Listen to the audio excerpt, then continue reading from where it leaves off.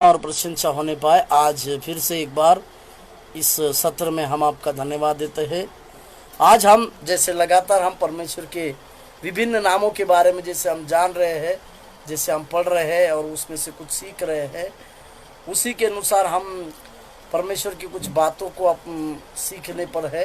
इस फिर से मैं आप सब लोगों को याद दिलाऊं, ये इस वचन के द्वारा ही हम परमेश्वर के गुणों के बारे में जान सकते हैं। इस वचन के द्वारा ही हम परमेश्वर की नज़दीकता को देख सकते हैं। इस वचन के द्वारा ही जो परमेश्वर का लिखित वचन है, उस परमेश्वर के लिखित वचन के द्वारा ही हम कई एक लोगों के पास इस तरह से पहुंच सकते हैं जैसे कई एक परमेश्वर के कार्यों को देख पाए। हालेलुया। प्रभु यीशु मसीह का धन्यवाद और प्रशंसा होने पाए, प्रभु के नाम की स्तुति और महिमा होने पाए। परमेश्वर के लिखित दिए हुए वचन के आधार पर ही हम प्रभु के सम्मुख में आ सकते हैं और परमेश्वर के गुणों को हम जान सकते हैं। हालेलुया। आज हम यल ओलाम इस परमेश्वर के बारे में ध्यान, मैंने पहले ही कहा था कि आपको ये सारे नाम जो है इब्रू अनुसार लिए गए, इब्रू के अनुसार लिए हैं, परंतु बाइबल में इन नामों को एक विशेष जगह पर दिया गया है और उस विशेष जगह पर देने के बाद उनका एक हिंदी अनुवाद तक किया गया है और उस हिंदी अनुवाद के बारे में और कई एक चीज़ों के बारे में जो है पवित्र शास्त्र बाइबल हमको बतलाती है और इसी के चलते हम जो है उसकी उपस्थिति में पढ़ते हैं। जैसे मैं फिर से कहूँ कि जब हमको परमेश्वर के इस लिखित वचन का अभ्यास होगा, हम इस लिखित वचन के द्वारा परमेश्वर के कार्यों में आगे बढ़ते जाएंगे, तो जरूर हमारे जीवन में प्रभु की उस बुनियादी बातें या परमेश्वर की उस प्यार भरी बातों को जो है हम समझ पाएंगे और सीख पाएंगे। आज हम हमारे दिए हुए समय के अनुसार एलोम यानी शाश्वत कालीन परमेश्वर, एलोम का अर्थ शाश्वत कालीन परमेश्वर, इसके बारे में हम देखने जा रहे हैं। मेरे साथ खोलिएगा भजन संहिता का किताब उसका 90 अध्याय, भजन संहिता का किताब उसका 90 अध्याय और मैं आपके लिए 1 से लेकर 3 वचन तक पढ़ने जा रहा हूँ। शाश्वत कालीन परमेश्वर के बारे में आज हम एलाम यानी शाश्वत कालीन परमेश्वर के बारे में हम सुन रहे हैं। उसके लिए मैंने कहा भजन संहिता का किताब 90 अध्याय 1 वचन से लेकर 3 वचन तक मैं आपके लिए पढ़ रहा हूँ। हे प्रभु, तू पीढ़ी से पीढ़ी तक हमारे लिए धाम बना है। दूसरा वाक्य, इससे पहले कि पहाड़ उत्पन्न हुए या तूने पृथ्वी और जगत की रचना की, वरन अनादि काल से अनंत काल तक तू ही ईश्वर है। तीसरा वाक्य, तू मनुष्य को लौटा कर चूर करता है और कहता है कि हे आदमियों लौटाओ। हालेलुया। प्रभु के नाम की प्रशंसा और स्तुति होने पाए। जैसे मैंने कहा कि शाश्वत कालीन परमेश्वर यानी सबसे जिस परमेश्वर ने सारी सृष्टि को आदि का परमेश्वर कह सकते हैं हम, यानी शुरुआत का परमेश्वर भी हम कह सकते, या हम इसको इस तरह से कह सकते युगान युग रहने वाला भी परमेश्वर हम कह सकते। दूसरा वाक्य के ऊपर मैं आपको पहला और दूसरा वाक्य के ऊपर मैं वाक्य इसी वचन का मैं पढ़ने जा रहा हूँ। इससे पहले कि पहाड़ उत्पन्न हो, तूने पृथ्वी की जगत की रचना की, वरन अनादि काल से अनंत काल तक तू ही ईश्वर है। हालेलुया। प्रभु के नाम की महिमा और स्तुति होने पाए। ये शाश्वत कालीन परमेश्वर मतलब शुरुआत का परमेश्वर, जो शुरुआत से हमारे संग साथ में आया, उस परमेश्वर ने सारी बातों को किया और उन सारी बातों के चलते परमेश्वर के उन कार्यों को जो हमारे जीवन में उसने सिद्ध किया, उन सारी बातों को इस शाश्वत कालीन परमेश्वर के रूप में हम देखते हैं। हालेलुया। प्रभु के नाम की स्तुति और प्रशंसा होने पाए और प्रभु के नाम की महिमा। और एक वचन को पढ़ते हैं, प्रकाशित वाक्य उसका पहला अध्याय उसका 18 वाक्य में इस विषय में लिखा हुआ है कि देख, मैं मर गया था पर अब युगान युग जीविता परमेश्वर हूं कर लिखा है। इसका मतलब वो परमेश्वर जो है वो परमेश्वर जो है वो युगानी युग जीवित रहने वाला और अनादिकाल और अंतकाल जो उसके हाथ में है उसका परमेश्वर है कह कर यूहन्ना को परमेश्वर प्रकट कराता है। उसी तरह से मेरे साथ खोलिएगा उसी प्रकाशित वाक्य उसका एक अध्याय का मैं आपके लिए पढ़ रहा हूँ। 17वां वाक्य मैं आपके लिए पढ़ रहा हूँ। 17वां प्रकाशित वाक्य 1 अध्याय का 17वां वाक्य। जब मैंने उसे देखा तो उसके पैरों पर मुर्दा सा गिर पड़ा और उसने अपना दाहिना हाथ रख कर कहा, मत डर, मैं प्रथम और अंतिम और जीविता हूँ।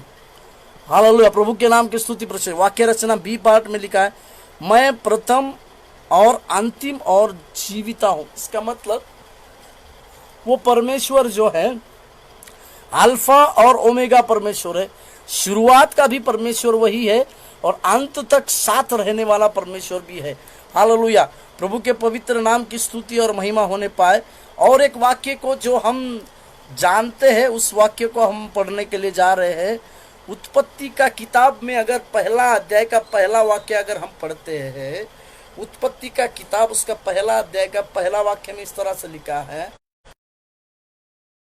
परमेश्वर ने और पृथ्वी की रचना की। हालेलुया, आदि में इस शब्द का अर्थ है कि जिस जगह में कुछ भी नहीं था, जिस स्थानों में कुछ भी नहीं था, जिस जगह पर कुछ भी किसी की भी आवश्यकता नहीं थी, ऐसी जगहों में परमेश्वर ने शुरुआत में यानी आदि में परमेश्वर, आदि का परमेश्वर है, सबसे पहला ही वही है। जैसे मैंने पहले कहा वो परमेश्वर जो है अल्फा और ओमेगा परमेश्वर है। इसका मतलब वो परमेश्वर के द्वारा ही सारी बातें सिद्ध हो गई है और सारी बातें स्थित होती है, क्योंकि परमेश्वर के पास जो है सारी बातें लिखी हुई है। उसी तरह से मेरे साथ खोलिएगा प्रकाशित वाक्य उसका 22वां अध्याय मैं आपके लिए पढ़ रहा हूँ। प्रकाशित वाक्य उसका 22वां अध्याय और उसका वचन हम पढ़ रहे हैं। 13वां वाक्य को मैं पढ़ रहा हूँ आपके सामने। मैं अल्फा और ओमेगा, पहला और पिछला, आदि और अंत हूँ। हालेलुया, प्रभु के नाम की महिमा स्तुति होने पाए। जैसे मैं शुरुआत में कहा, अभी वचन के द्वारा मैं ये कह रहा हूँ कि वहाँ यूहन्ना को ये लिखा हुआ नहीं है। यूहन्ना को खुद परमेश्वर अपना प्रकाशन देते समय ये कह रहा है कि वो अल्फा है। अल्फा मतलब इस सारे जगत की सृष्टि को, ये जगत की रचना को देखिएगा, उसके पहाड़ों को देखिएगा, समुद्र को देखिएगा, नदी नालों को देखिएगा, ऊंचे ऊंचे पहाड़ों को देखिएगा, यहाँ तक कि मनुष्यों को भी देखिएगा। हालेलुया, प्रभु के नाम को।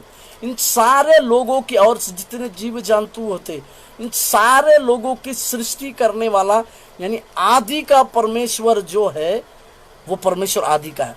और अंत, इसका मतलब इसमें लिखा हुआ है उसी अध्याय का देखिएगा, प्रकाशित वाक्य उसका 22वां अध्याय। मैं एक वाक्य आपके लिए पढ़ रहा हूं। प्रकाशित वाक्य उसका 22वां अध्याय का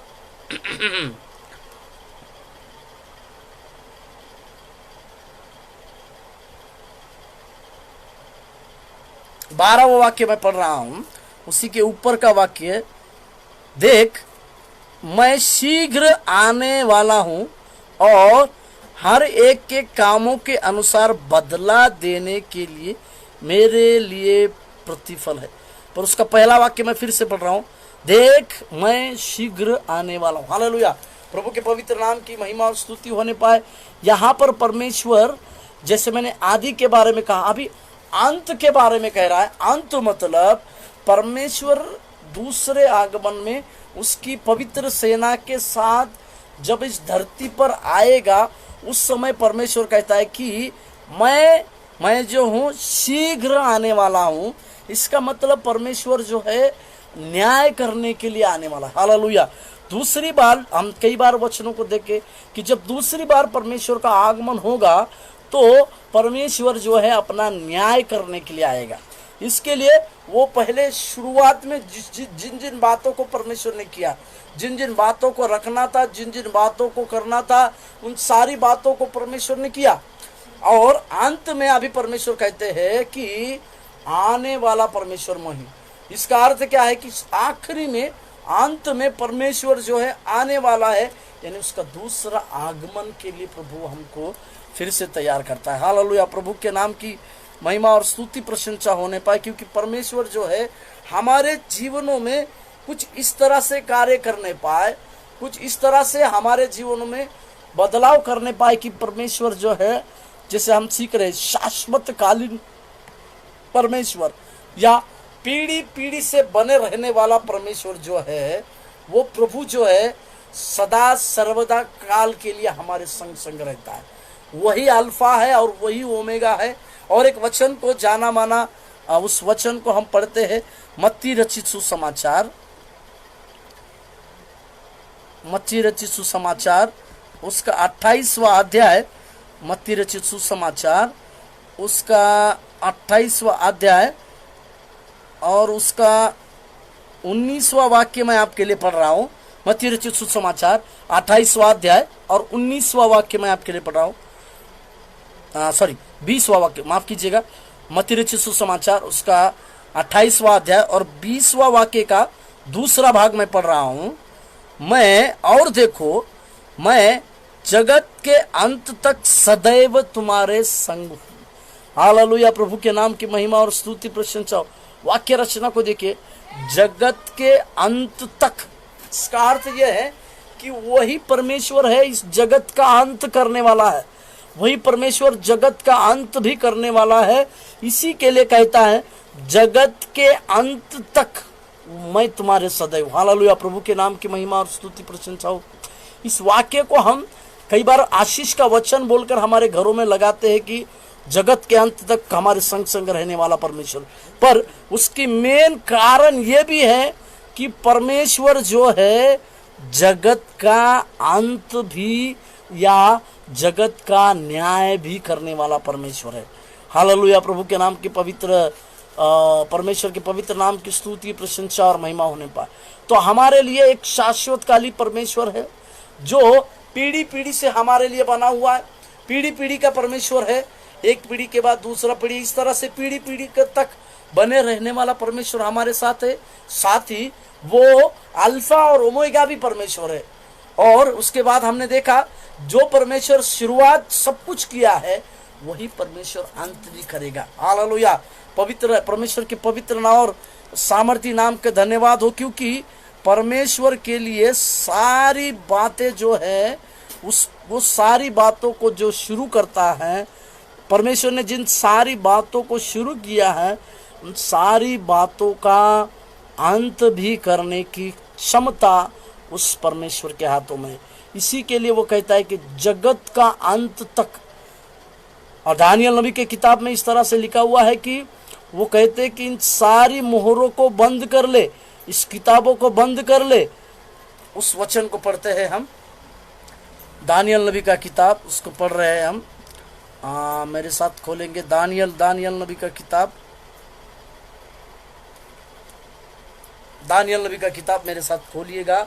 हम उसका एक वचन जो दानियल को आखिरी अध्याय में परमेश्वर ने कहा, और उस आखिरी अध्याय के साथ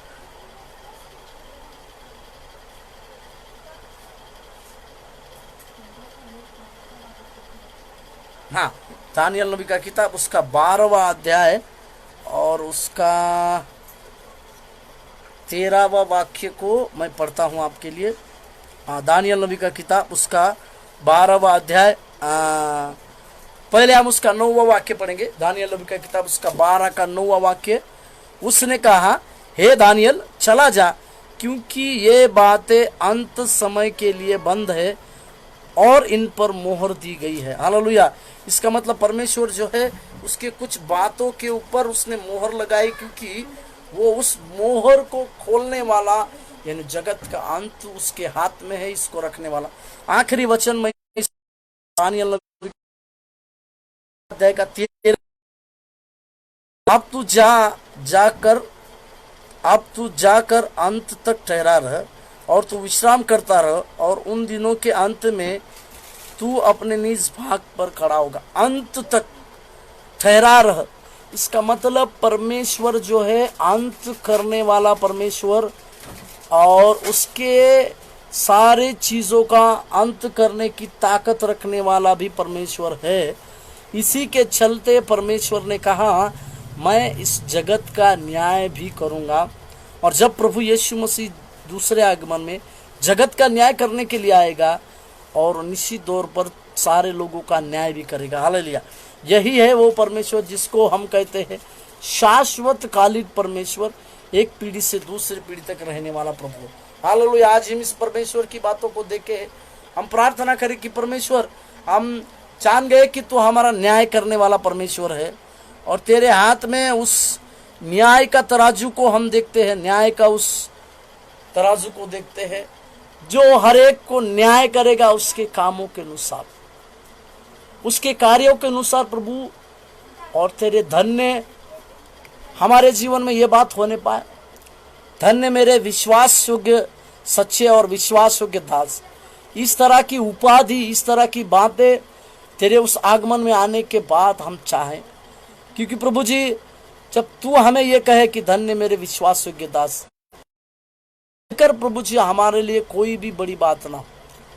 इसके लिए हम प्रार्थना करें प्रभु, परिस्थितियां चाहे कुछ भी हो, जिससे वचन बतलाती है समुद्र गरजे, तूफान मचे या और कुछ भी हो, परंतु परमेश्वर ने जो स्थित वाक्य, परमेश्वर ने जो बातें हम आपके लिए और हमारे लिए तय की है, वही सारी बातें प्रभु के नाम से पूरी होने पाए।